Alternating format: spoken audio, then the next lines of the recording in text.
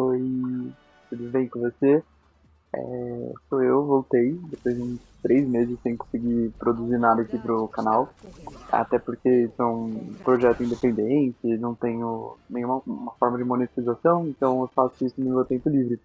E a gente vive numa sociedade que não permite muito tempo livre. Porém, entretanto, contudo, todavia, surgiu um espacinho na minha rotina e agora eu vim fazer essa pequena continuidade do que é a ideia desse canal, né? Que é justamente desenvolver desenvolver conteúdos que sejam relacionados ao anarquismo, tanto nas suas vertentes mais práticas quanto nas suas vertentes mais teóricas. Hoje eu vou na verdade eu já fiz a leitura de um artigo relacionado não ao tema, mas uma coisa, é um diálogo muito importante dentro da filosofia, dentro das ciências sociais, políticas, etc. Porque é um tema que sempre ressurge, uma coisa que vai sempre aparecer, até mesmo por causa da fama que esse autor recebeu ao longo dos anos, sobretudo por uma ideia inovadora e ao mesmo tempo incontornável. Afinal de contas, estou falando do Nietzsche e o artigo que eu fiz a leitura tem o título Nietzsche e a polêmica em torno da grande política, por uma ética de superação do niilismo. É do Vicente e Boas. É um artigo de 2011. Foi publicado numa revista de filosofia chamada Teoria e basicamente eles vão iniciar essa exposição comentando que o Nietzsche ele tem uma perspectiva muito controversa. Houveram muitos autores que fizeram a sua interpretação, que fizeram a sua leitura e obtiveram né, muitas conclusões. Por exemplo, com a ascensão do nosso famoso nazismo. Nosso não, né? Na verdade, da Alemanha. E eu digo nosso porque é uma tendência quase que universal essa leitura nietzschiana, é justamente uma proposta não necessariamente oriental, mas ocidental, e acabei de perceber que eu usei o termo universal para generalizar todo mundo, mas não se aplica tanto à filosofia oriental. E aí, enfim, eles comentam que a ideia de vontade e o desenvolvimento. Eu acabei de olhar o vídeo que eu tô tá no fundo e me concentrei. Mas enfim, a ideia central na teoria nietzschiana é esse movimento de questionar as bases morais, sobretudo cristãs. Ele não está tão preocupado assim com a moral regente na contemporaneidade, porque ele não viveu hoje, né? Então a gente pensa que ele não está na frente anticolonial, ele não está na frente anticapitalista, mas ele está na frente anticristianismo, porque com a leitura dele, o cristianismo ele é o principal responsável por toda a decadência, a degeneração da sociedade.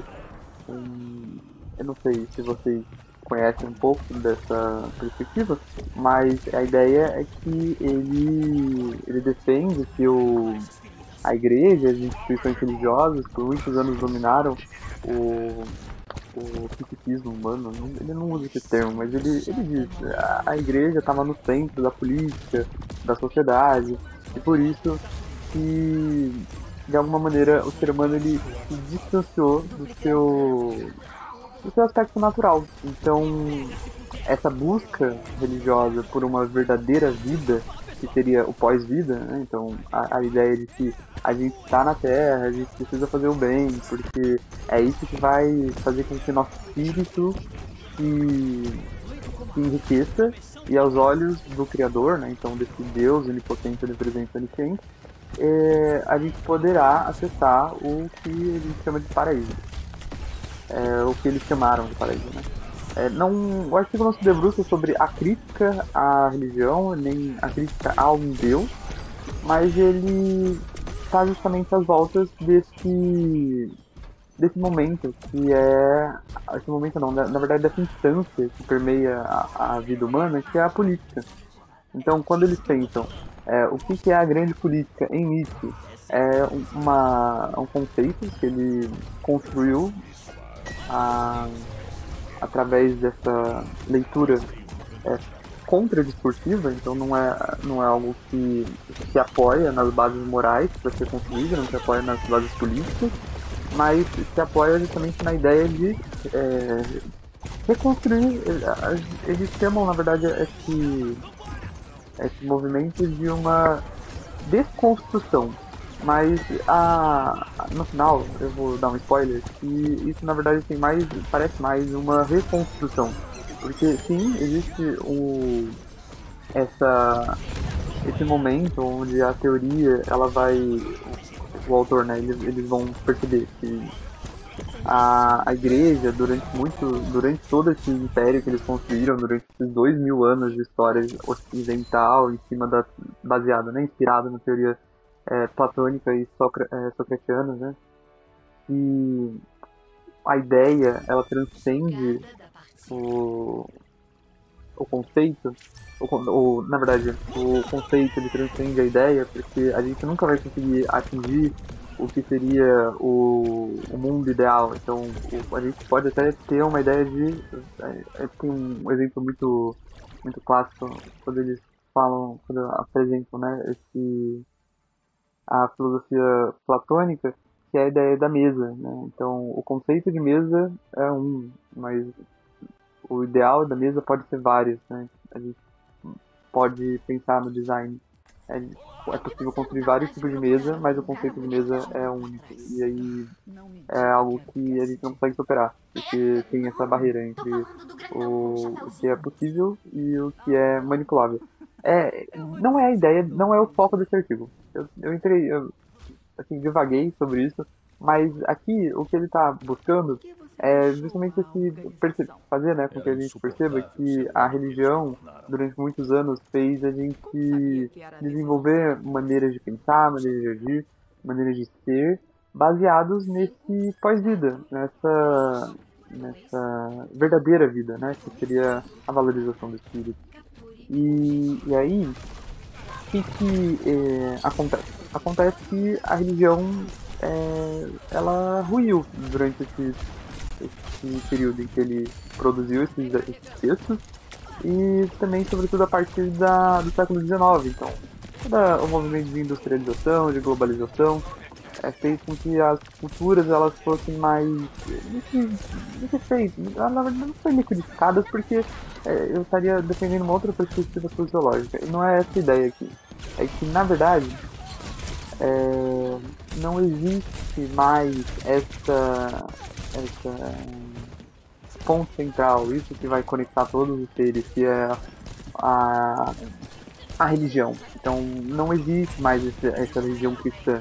E aí, com essa decadência, eu quase que ia dizer outra coisa, mas com essa ruína da Igreja Católica e do cristianismo, surgiram outras formas de orientar a sociedade. E é nesse ponto que o nazismo surge, porque a gente pensa que. A gente pensa não, né? Mas esse movimento político dá a entender que existiria uma raça soberana, em que um ser humano especial, ou então um povo especial, poderia então guiar a humanidade a um ideal sei lá, é que ele não define, né? Então pode ser um ideal político, pode ser um ideal social, pode ser até um ideal moral, que foi o caso do cristianismo. Mas não é isso, né? Não é apenas isso, não é apenas a vontade de dominação, nem a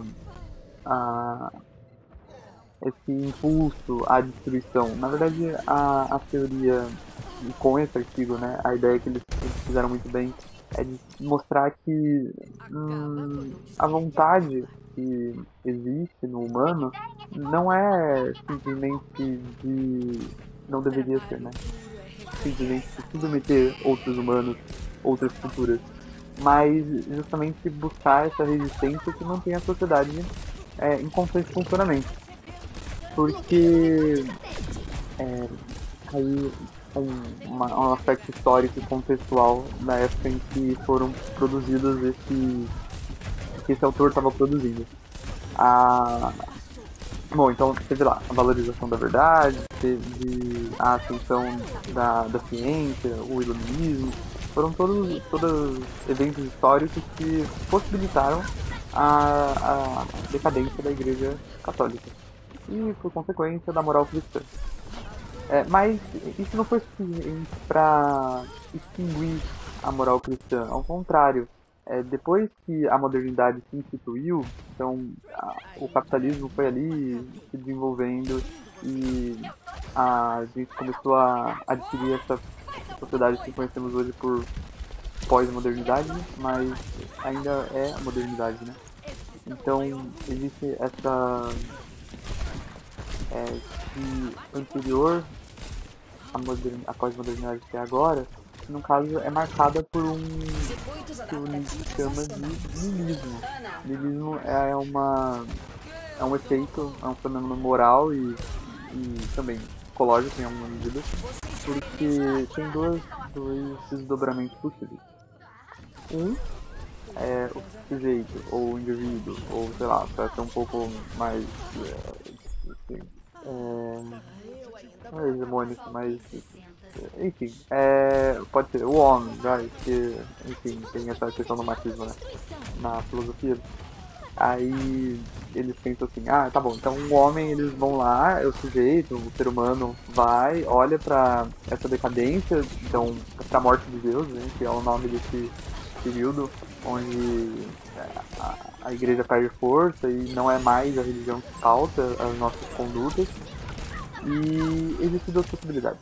Então o sujeito olha pra morte de Deus e pensa. Pensa não, né? Ele sente uma ausência de sentido. Porque o que antes era normativo, então existem lá umas 10. Esqueci. Como se chama? 10. Não é tábuas. 10 mandamentos. Existem os 10 mandamentos. Isso é norteador, isso é normativo. E aí não existe mais isso. Aí o que surge nisso? Pode surgir várias coisas. Por exemplo, o sistema jurídico. Então pode se inspirar, na verdade pode não, né? É uma das coisas que eu vou comentar daqui a pouco, mas ele pode surgir o sistema jurídico que se inspira nos 10 mandamentos. Mas não é os 10 mandamentos, né? É uma outra coisa. E aí existe o niilista passivo, que vai olhar para a morte de Deus e de alguma maneira sentir. O artigo ele comenta da seguinte forma: passivos. Eles são permeados por um embotamento emocional, um cansaço e uma angústia profunda. Esse é o niilista. E aí tem o niilista ativo, que ele é caracterizado por um furor de revolta, então é uma pessoa provavelmente que está olhando para as teorias, está olhando para o que foi posto no lugar da igreja e está questionando, né? Ele não está submetido a esses instrumentos de dominação. Porque eles, por mais tentem, ainda assim, todas essas instituições que surgiram depois da religião, assim, igual, né, a própria igreja foi, elas são sem sentido, elas não têm uma meta. Na verdade, o objetivo final de toda a sociedade é fazer com que os seres humanos eles sejam domesticáveis. Justamente esse o ponto em que o nazismo e essa teoria combinam, porque é justamente a dominação de poucos sobre muitos. E aí, caso essa pessoa, esse indivíduo, ele não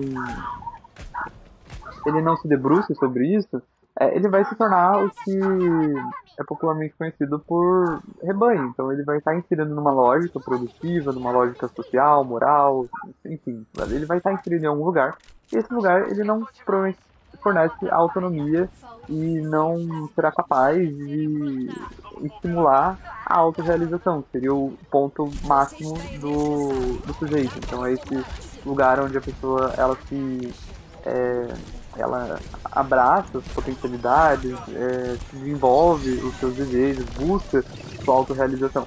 E dentro do rebanho, dentro de uma lógica de submissão e de dominação, não existe isso. Existe apenas a relação de mestre e escravo.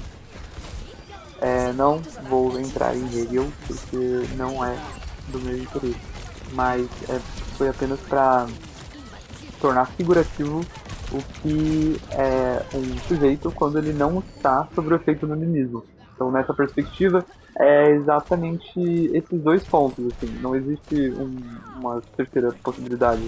Ou você vai acabar sendo acometido por um niilismo, que é justamente essa percepção de que existe um vazio muito grande, que a religião, por muitos anos, foi muito útil para sustentar na verdade, afastar o ser humano dessa angústia. E aí, com a decadência da religião e sobretudo da moral cristã, esse vazio ele foi se tornando mais parte do nosso cotidiano.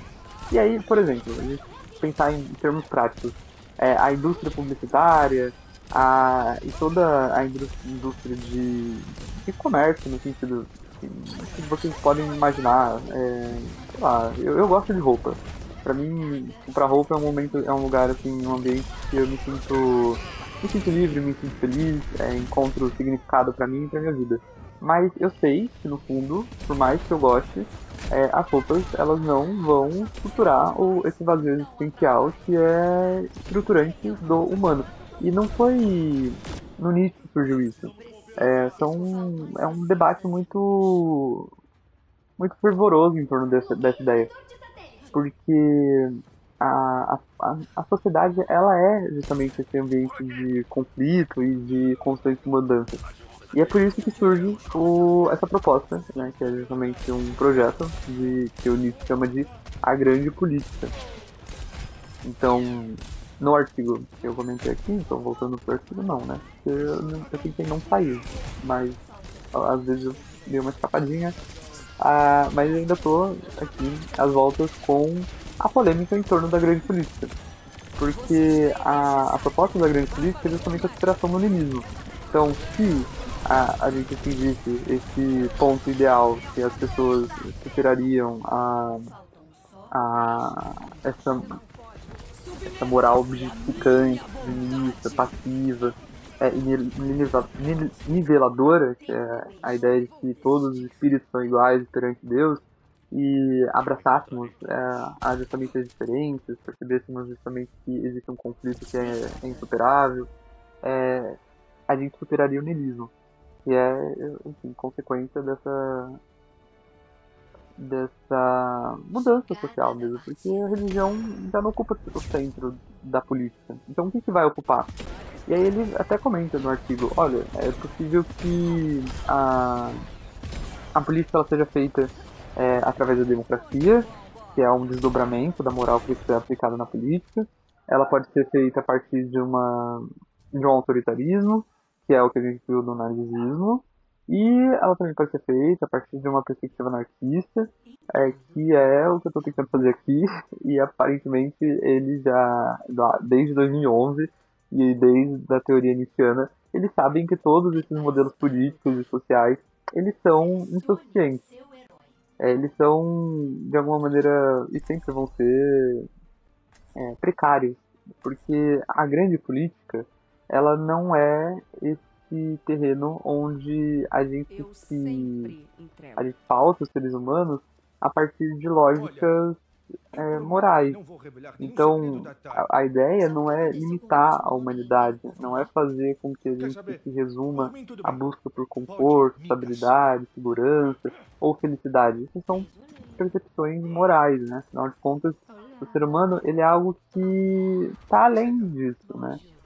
E aí, ao longo do texto, eles pontuam várias obras do Nietzsche em que ele está trazendo essa ideia de superação do humano, porque essa transcendência não é no sentido de que a gente vai ascender ao paraíso.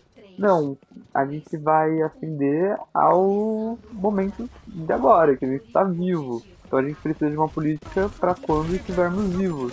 A gente não pode simplesmente dizer para as populações e para as sociedades que elas podem e elas devem se submeter a um conceito abstrato, a um sistema simbólico que foi a religião católica e ainda é a religião católica que define mecanismos políticos, que determinam práticas governamentais. Porque isso é a religião, ela já não é mais capaz de sustentar metafisicamente a ideia de que existe um paraíso e a ideia de que a gente será beneficiado por boas ações. E aí, pronto, já comentei, já hateei pra caramba a Igreja Católica, então agora eu preciso passar o que existe agora, né? Porque depois dessa desconstrução aconteceu justamente foi formado, né, essa ruína. Então o edifício religioso caiu e aí surgiram várias coisas nele. E é justamente o momento que a gente se encontra hoje em dia. Então se vocês tiverem um pingo assim de contato com a internet, vocês vão saber que hoje são comunidades dentro das próprias bolhas em busca de, sei lá, em busca de do que cada pessoa busca, né? Não ficou muito claro essa frase, né? Mas o que eu quis dizer é que não existe um caminho, então qualquer caminho serve. Então cada um vai buscar o seu próprio caminho, e cada um vai buscar os seus próprios objetivos. Que também não é a, o, o, o proposto aqui, né? A ideia é que a gente realmente produza a evolução da sociedade e não a fragmentação da sociedade através disso que ele chama de a grande política, que não é um modelo prático, não é um modelo objetivo de autoritarismo, não é uma democracia, não é também uma anarquia. É um contexto de governo e de cidade onde não existe a dominação de massas, então a gente não pode pensar um sobre vários, mas também não existe nivelamento, porque esse nivelamento ele é um ideal inalcançável. E aí o que é, então, essa grande política, né? Porque isso não é uma esquerda, isso não é uma direita. É o que? E aí, essa parte interessante, eu tô rindo aqui por trás, porque é realmente muito engraçado e é muito interessante ao mesmo tempo. Porque é fascinante a ideia de que deveria existir um ambiente onde não existe um norteador, existe sempre um constante movimento. Eu acho que eu fico imaginando, eu consigo figurar esse conceito com o movimento do mar. Por exemplo, quando você pensa, não. Tá bom, até existe polo norte, polo sul, existem correntes marinhas, mas a água dentro do mar, ela não segue uma lógica ali. Ao contrário, né? A própria água, ela é sempre impossível de se repetir duas vezes. É um pouco pré-socrático isso. E é justamente aonde o Nietzsche bebeu dessa filosofia. Porque Sócrates e Platão vão olhar para o mundo e descrever o mundo. Não descrever nessas palavras, mas se relacionar de maneira muito específica com o mundo. Que culminou justamente na percepção de um paraíso, né? Então aquela ideia de que o pensamento ele é terreno e o pensamento e o conceito ele é terreno e o ideal ele é transcendental vem do Sócrates e do Platão. Todos que vieram antes deles não pensavam sobre essa dicotomia. Então não existia um céu e um inferno, existia o que existe. Enfim, depois não vem ao caso. Se vocês quiserem pesquisar esse conceito, é muito legal. E porque a ideia aqui é justamente aplicar isso depois de 2000 anos de Império Cristão e depois de algumas dezenas, na verdade 2 dezenas de anos após a decadência desse edifício religioso. Sim, a grande política não é necessariamente um conceito fechado, então não existe a lógica, olha, a gente precisa fazer isso, porque é assim que a gente vai chegar ao ponto B. Por exemplo, nas políticas ambientais. A gente precisa preservar os recursos ambientais, porque senão o aquecimento global vai vir, a nossa biodiversidade vai morrer. E isso é um conceito prático, é óbvio. Não que seja errado, não necessariamente está errado, mas tem um objetivo diferente. Porque a grande política é um ambiente onde você não. Primeiro, né, a ideia é que você não seja. Não recue frente ao vazio que surgiu depois da religião. E aí você vai provavelmente sentir o niilismo. E aí que tem essas sintomáticas aí que eu já comentei. E aí, dentro dessa sensação, desse misto de experiências com o niilismo, é possível construir um espaço onde a gente possa superar a humanidade, superar o humano, através de valores elevados. Muito difícil, muito complexo, mas os valores elevados eles são norteadores na teoria nietzschiana justamente por serem esse ambiente onde você não é apenas um rebanho, você é um indivíduo autônomo, com pensamentos próprios,